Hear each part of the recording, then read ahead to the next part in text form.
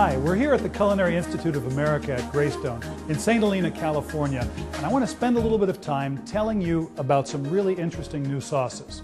Now, everybody is struggling right now to put ethnic food on their menu and differentiate themselves from everybody else out there. But the learning curve is pretty steep. Now, you're all familiar with the soy, you're familiar with the teriyaki glaze, but what you might not be familiar with is ponzu sauce, Thai curry, hoisin, oyster, unagi sauce. I'm not going to talk anymore. Let's take these sauces into the kitchen and get cooking. Hi there, my name is Bill Buriwa. I'm a chef instructor at the Greystone campus of the Culinary Institute of America, and today I'd like to show you another use for Kikkoman's oyster sauce. Now, you've probably had a lot of Asian food that uses oyster sauce to bring savory flavor to dishes like chicken or beef stir fries. But today, what I'd like to do is take this oyster sauce, which is nothing more than oyster liquor that's reduced down until it has a wonderful savory flavor, and add it actually to a cold sauce.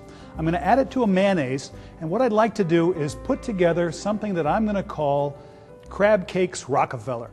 So I'm going to add about 3 tablespoons of this Kikkoman oyster sauce to about a cup of mayonnaise. What this is going to do is provide just an incredible depth of flavor, savory flavor. Imagine the flavor of oysters added to mayonnaise. Now, you could also take this oyster sauce and add it to cocktail sauce for a seafood cocktail. Or let's say you were stuffing a turkey at Thanksgiving with sausage and with oysters. Take the oysters out and use a little bit of oyster sauce in there. So first we'll stir this together. Next, because this is going to ultimately be the dressing on a salad, it needs to be a little bit thinner. So here's the juice of half a lemon, and here the juice of an orange. Again, I'm going to stir these together. Oysters Rockefeller for me is really all about spinach and Pernod. And I'm not going to put spinach in here, I'm just going to use a spinach salad. But the Pernod, I think, is an important consideration. So in goes about 1.5 tablespoons of Pernod. And then finally, just because I'm looking for a little bit more complexity and interest to stand up to the big flavors of that oyster sauce, here's some whole grain mustard, some chopped capers, minced shallots, tarragon, and parsley. So, the first step of our crab cakes Rockefeller is in the can. There it is right there, that dressing.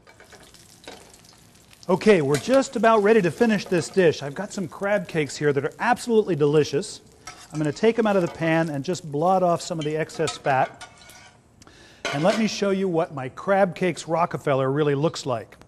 Here is a salad. It's mostly spinach, although I threw a little bit of celery leaf and red cabbage and frisee in there just for some visual interest. And I'm going to take this dressing and I'm going to dress these greens.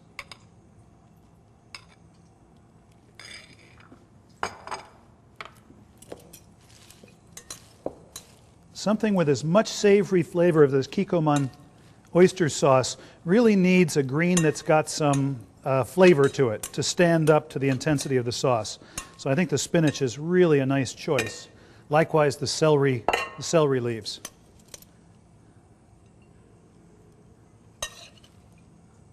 Now I'm going to make a little nest right in the middle of this salad,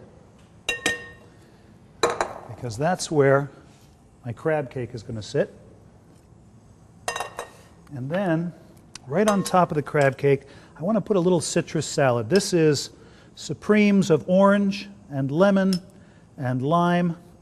I lean a little bit heavier on the orange, but don't be scared off by lemon and lime. There's so much richness and so much flavor in this dish that I think ultimately you'll really like the way it tastes.